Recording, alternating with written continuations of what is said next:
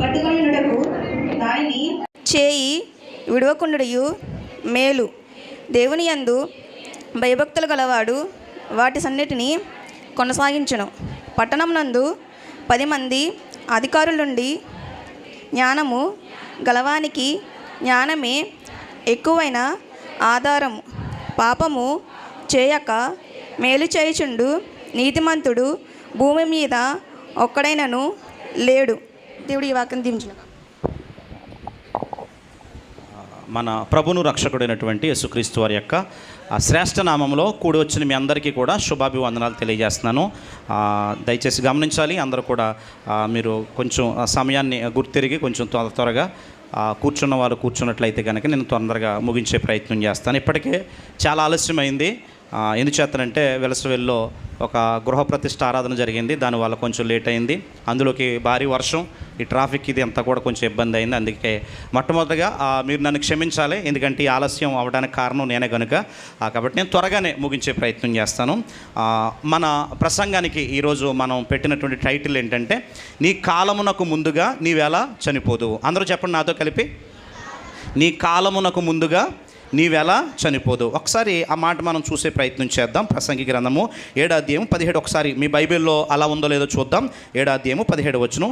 అధికముగా దుర్మార్గపు పనులు చేయకము, బుద్ధిహీనముగా తిరగవద్దు, నీ కాలమునకు ముందుగా నీవెలా చనిపోదువు. చాలా జాగ్రత్తగా ఆ విషయాన్ని బట్టి మీరు ఆలోచన చేస్తున్నప్పుడు నేటి సమాజంలో జరుగుతున్నటువంటి ప్రస్తుత పరిణామాలు చాలా భయానకంగా ఆందోళనకరంగా మారుతున్నాయి. ఎందుచేతనంటే శుభకార్యాలు ఫంక్షన్లకు వచ్చే ఆహ్వానాల కంటే అకాల మరణాలకు వెళ్ళి వాళ్ళని దర్శించే ఆ పరిస్థితులే ఈ రోజున మన ప్రాంతంలో నెలకొన్నాయి.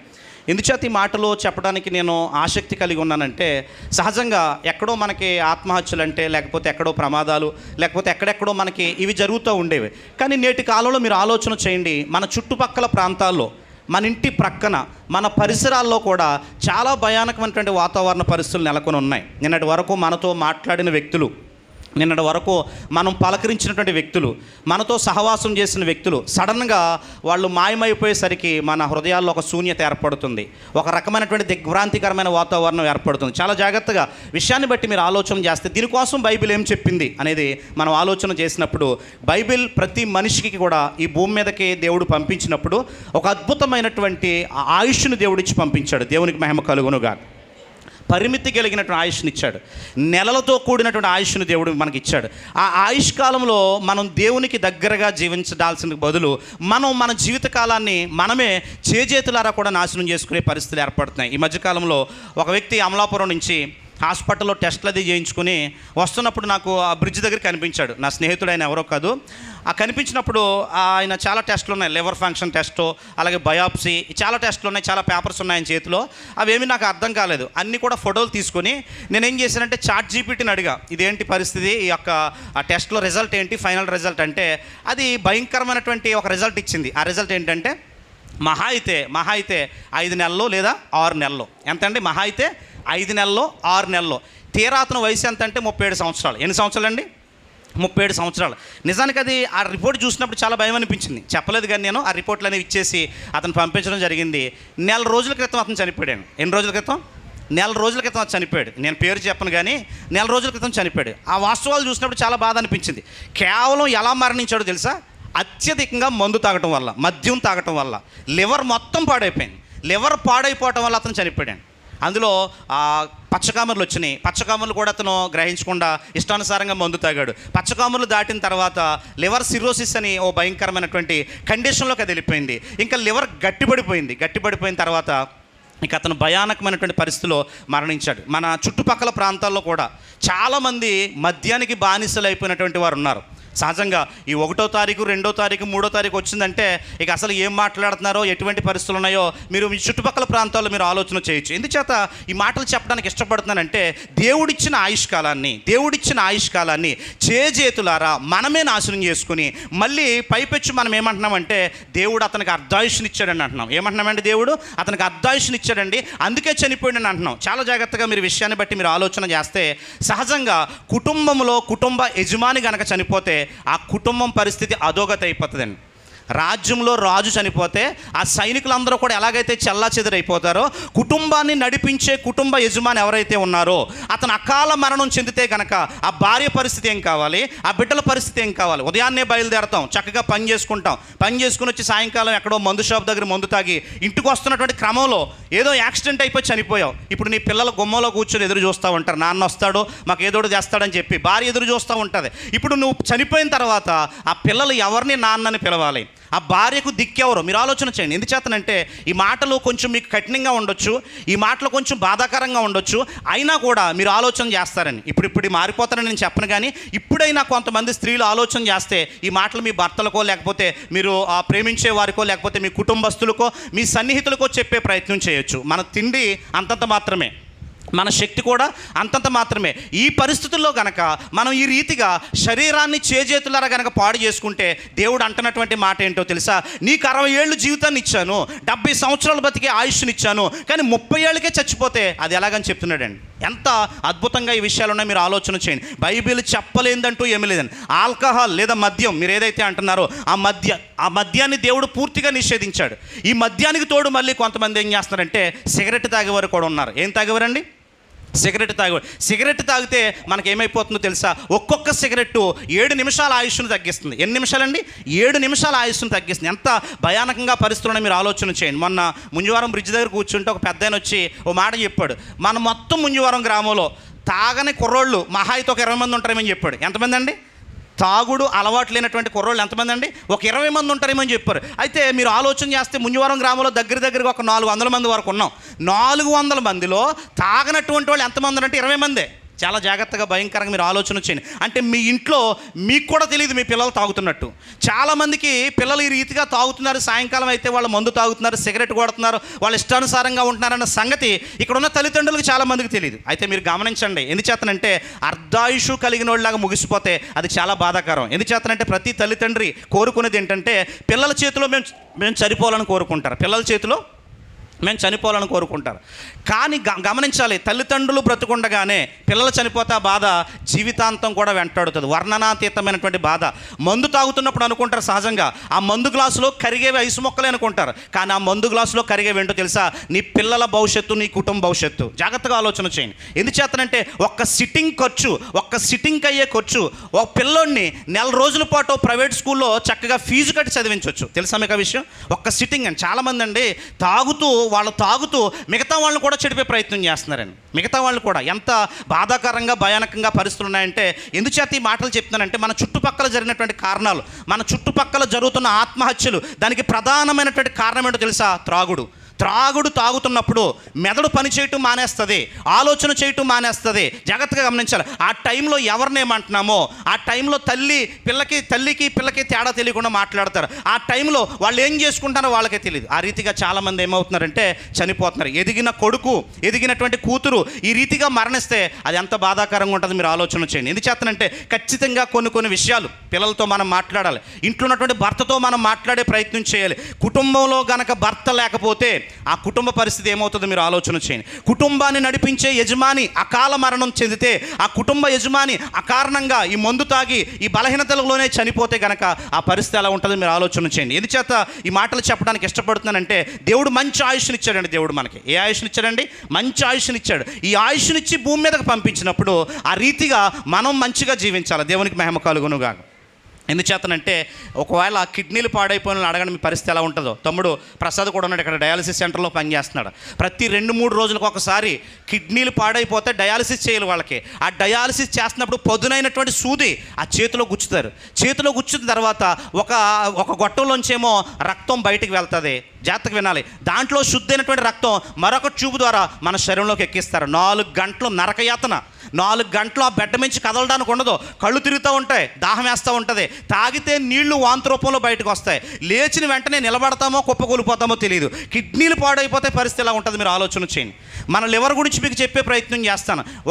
ఒక అపోలో ఫార్మసీలో ఎంత మెడిసిన్ ఉంటుందో, ఒక మెడ్ ప్లస్లో ఎంత మెడిసిన్ ఉంటుందో అంతకు మించినటువంటి మెడిసిన్ లివర్లో తయారవుతుంది. దేవునికి మహిమ కలుగునుగాక. మీరు ఆలోచన చేయండి. మెడికల్ షాప్లో ర్యాక్లో మీకు ఎన్నైతే మెడిసిన్స్ ఉంటున్నాయో, టానిక్స్ ఉంటున్నాయో, అంతకు మించినటువంటి మెడిసిన్ మన లివర్లో తయారవుతుంది. అంత గొప్ప అద్భుతమైనటువంటి పరికరం అవయవం ఏదంటే లివరు. దేవునికి మహిమ కలుగునుగా.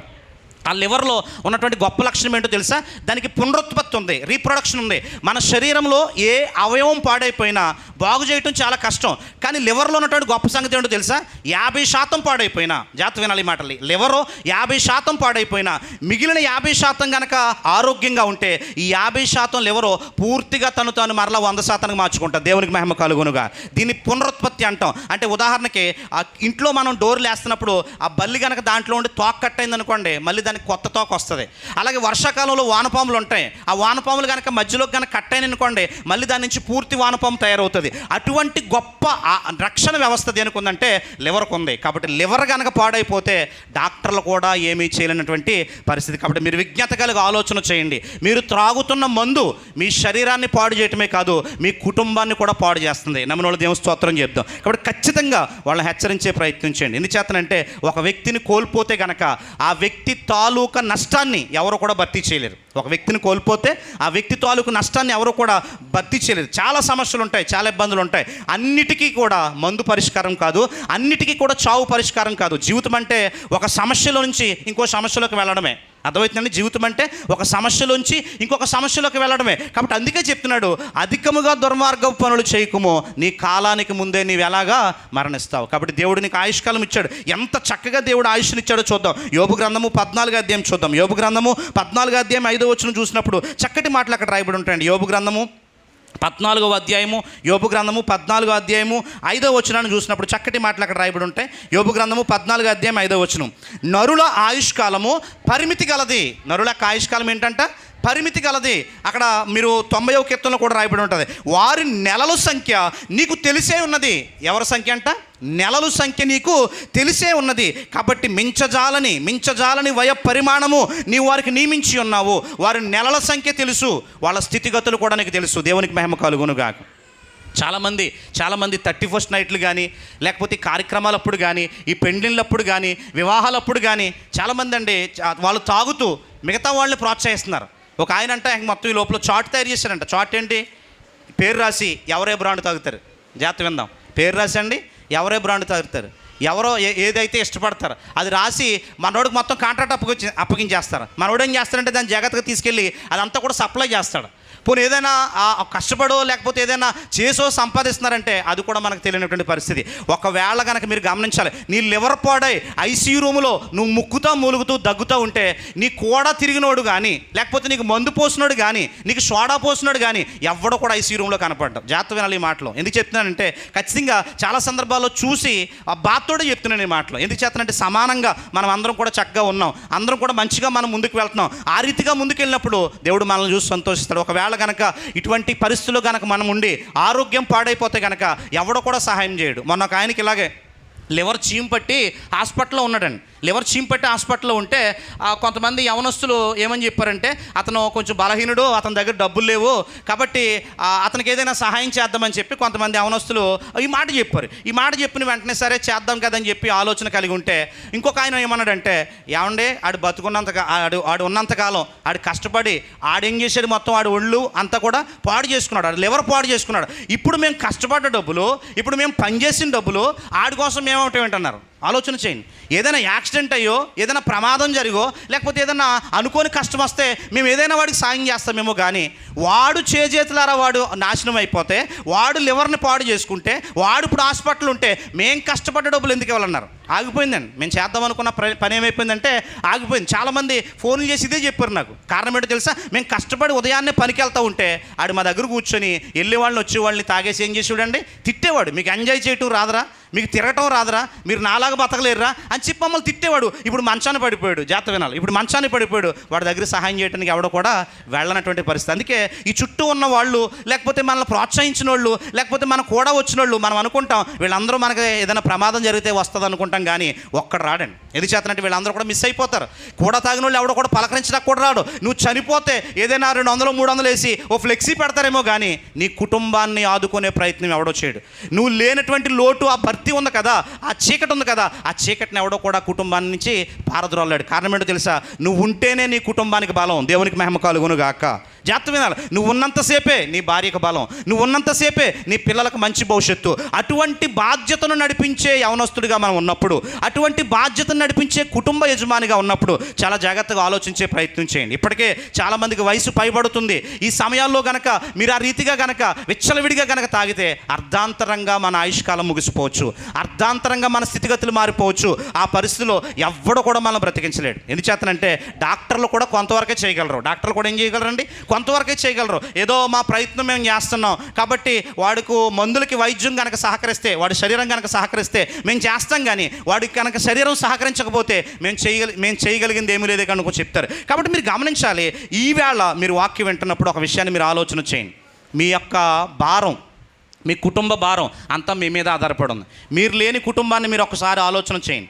మీరు లేకపోతే మీ పిల్లల భవిష్యత్తు ఏంటి, వాళ్ళ చదువులు ఏంటి, వాళ్ళ ఫీజులు ఏంటి, వాళ్ళ పెండ్లిళ్ళు ఏంటి, మీ కుటుంబ నేపథ్యం ఏంటి, మీరు ఆలోచన చేయండి. వెనకాల ఎవరికి కూడా పెద్దగా స్థిరాస్తులు కానీ చరాస్తులు కానీ లేవు, లేకపోతే మనం దాచిపెట్టిన సొమ్ము అంతకంటే లేదు. కాబట్టి మనం కష్టపడితేనే, మనం రెక్కాడితేనే కానీ డొక్కాడదు అంటాం కదా, అలా కష్టపడితేనే కుటుంబాన్ని మనం పోషించుకోగలం. ఈ పరిస్థితిలో మనం ఎలా ఉండాలి మీరు ఆలోచన చేయాలి. అందుచేతనే ఈ మాటలు చెప్పే ప్రయత్నం చేస్తాను. నీ కాలానికంటే ముందుగా నీవెలాగూ చనిపోతావు. నీ కాలానికంటే ముందుగా నీవెలాగూ చనిపోతావు. దేవుడు మంచి ఆయుష్కాలాన్ని ఇచ్చాడు, దేవుడు మంచి ఆరోగ్యాన్ని ఇచ్చాడు, దేవుడు చక్కటి కుటుంబాన్ని ఇచ్చాడు, చక్కటి బిడ్డలను ఇచ్చాడు. కాబట్టి ఆ రీతిగా వాళ్ళని ముందుకు నడిపించే ప్రయత్నం చేయండి. కాబట్టి ఎవరిని కూడా ఏ విధంగా కూడా ఆశ చూపించి వాళ్ళని త్రాగుడికి అలవాటు చేసే ప్రయత్నం చేయొద్దు. ఒకవేళ కనుక ఆ రీతిగా చేసినట్టయితే ఆ శాపం ఎవరి మీదకి వస్తుందంటే మన మీదకి వస్తున్నాం. చాలామంది అండి రోజుల్లో అలవాటు లేని వాళ్ళకి, లేకపోతే ఆ త్రాగుడంటే పన్నోళ్ళకి, కిట్నోళ్ళకి కూడా కొంతమంది ఏం చేస్తారంటే బలవంతంగా నేర్పించే ప్రయత్నం చేస్తున్నారు. ఏం చేస్తున్నారండి?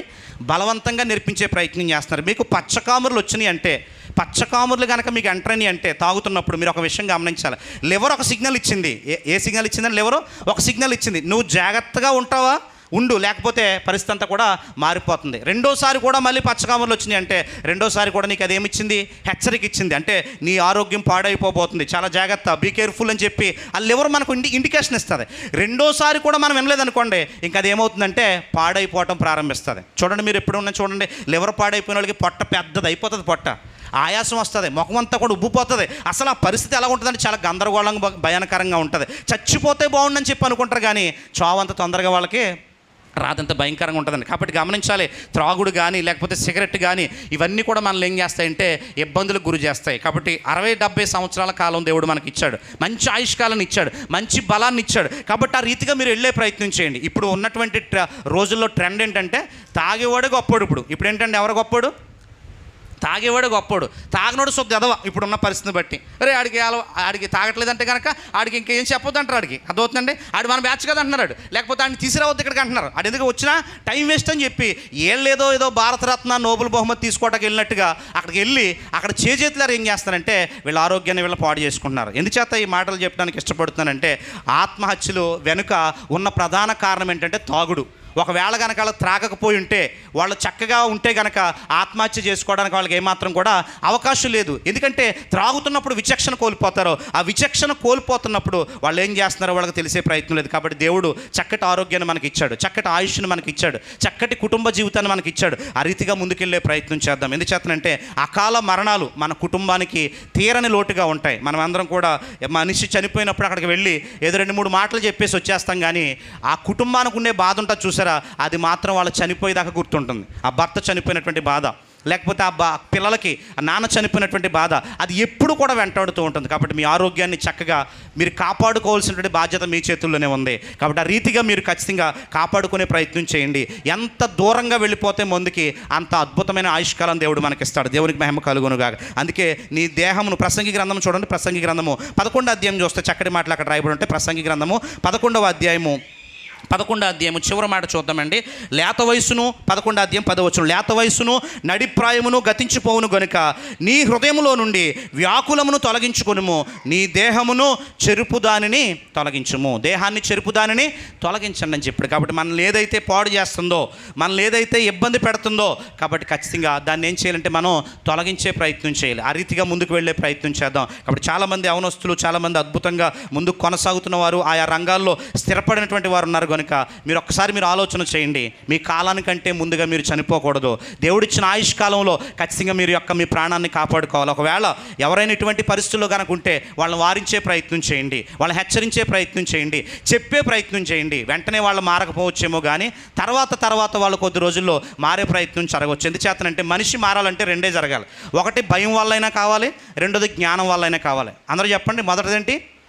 భయం వల్ల. ఒకడు తాగి చచ్చిపోయాడు ఇంటి పక్కనే, లివర్ పాడైపోయి చచ్చిపోయాడు. ఆటోమేటిక్గా భయం ఇడికి వేసింది అనుకోండి, ఆటోమేటిక్గా అక్కడికి వెళ్ళే ప్రయత్నం చేయడు. లేకపోతే తాగటం వల్ల వచ్చే అనర్థాలు ఏంటో జ్ఞానయుక్తంగా వాళ్ళకి చెప్పే ప్రయత్నం చేసామనుకోండి, వాళ్ళు ఖచ్చితంగా మార్చబడే ప్రయత్నం చేస్తారు. రెండు మనిషిలో జరగాలి. ఆ పరివర్తన దిశగా మనం అందరం కూడా ముందుకు వెళ్ళాలి. దేవుడిచ్చిన ఆయుష్కాలం అంతా కూడా పరిపూర్ణంగా జీవించాలి. దేవుడి మాటలు వినికిల్లో దీవించి ఆస్వాదించునుగాక.